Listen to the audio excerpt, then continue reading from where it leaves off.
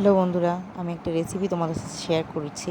সেটা হলো ডাল, আর এখানে সবজি আছে আলু, কচুর কচু আর হচ্ছে কোয়াশ। ডালটা হলো মাসকলাইয়ের ডাল, আর এদিকে হচ্ছে ভাত আর সয়াবিনের ঝোল হবে। তো আমি এই রান্নাটা তোমাদের সাথে শেয়ার করতে যাচ্ছি। এই ডাল আর সবজিগুলো ফুটে গেছে। আচ্ছা, আমি এই রান্নাটার কথা বলতে ভুলেই গেছি। এই রান্নাটার নাম হলো কালো নিরামিষ পাত। এটা লাউ পাতা দিয়ে করা হয়। আর এখানে লাউয়ের ডগা, ঠিক আছে। আর এখানে অনেক ধরনের পাতা নেওয়া আছে। সেটা হচ্ছে একটা নিরামিষ পাতা বলে, একটা লাউ পাতা, আর একটা হচ্ছে আলু পাতা। সবজিটা নরম হয়ে গেলে লাউয়ের ডগাগুলো দিয়ে দেবো তরকারিতে। এই লাউয়ের ডগাগুলো দিয়ে দেবো। এই আমি দিয়ে দিলাম। আর লঙ্কা আমি আগেই দিয়ে দিচ্ছি, সেটা আমি দেখাইনি।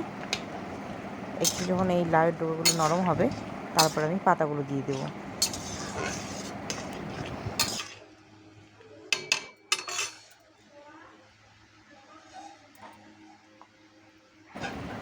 এখন আমি পাতাগুলো দিয়ে দেবো।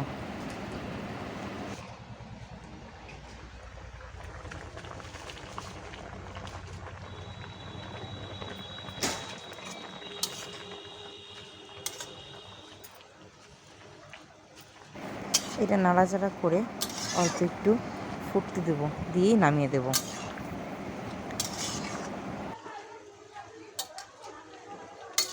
না, সময় নাই কে এখন।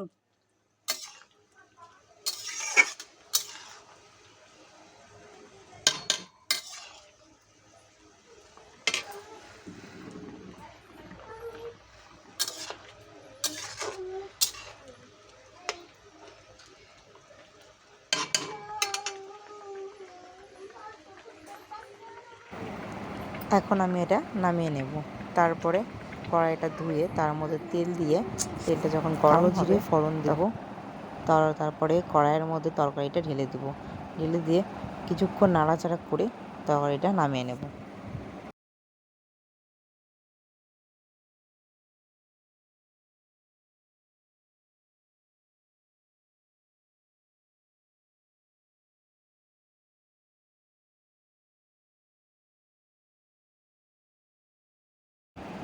এর মধ্যে থেকে পাতাগুলো তুলে আমি একটা বাটিতে তুলে রেখেছি, সেটা হচ্ছে ক্রাশ করে দেব।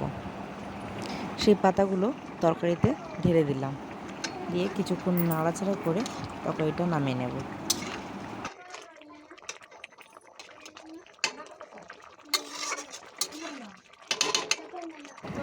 তরকারিটা নামিয়ে নিয়েছি।